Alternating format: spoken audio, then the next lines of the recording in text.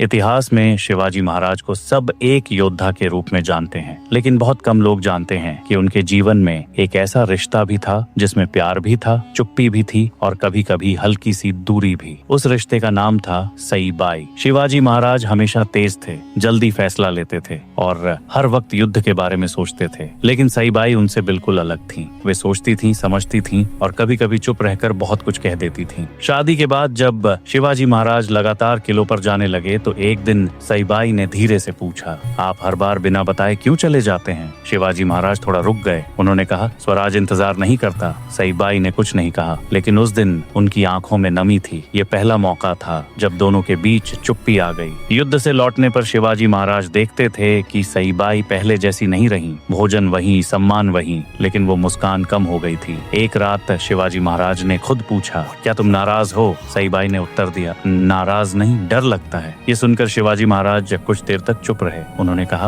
अगर मैं रुक गया तो दुश्मन नहीं रुकेगा। ये बात सही थी, लेकिन सईबाई का डर भी गलत नहीं था। यहीं से उनके रिश्ते में एक अजीब सी कसक आ गई। फिर एक दिन खबर आई कि शिवाजी महाराज घिर गए हैं। किले में अफवाह फैल गई। सईबाई ने पहली बार खुले तौर पर कहा, अगर उन्हें कुछ हुआ तो यह स्वराज भी मेरे किसी काम का नहीं। ये बात सीधे शिवाजी महाराज तक पहुंची। जब वे सुरक्षित लौटे तो उन्होंने सईबाई से कहा, मैंने कभी सोचा नहीं था कि तुम इतनी मजबूती से मेरे लिए डर सकती हो। सईबाई ने जवाब दिया, आप तलवार से लड़ते हैं, मैं इंतजार से। उस दिन के बाद शिवाजी महाराज युद्ध पर जाने से पहले सईबाई को जरूर बताते, लेकिन किस्मत फिर भी आसान नहीं थी। लगातार तनाव, लगातार चिंता और लंबा इंतजार सईबाई को अंदर से कमजोर करता गया। एक दिन वे बहुत बीमार पड़ गईं। इस बार शिवाजी महाराज युद्ध छोड़कर उनके पास बैठे रहे। उन्होंने कहा, अगर स्वराज की कीमत तुम हो तो मैं वह कीमत नहीं चाहता। सईबाई मुस्कुराई और बोली, स्वराज ही आपका धर्म है, मुझे उसी में आपका प्यार दिखता है। यही उनकी आखिरी बातचीत थी। सईबाई चली गईं। शिवाजी महाराज कई दिनों तक किसी से नहीं बोले।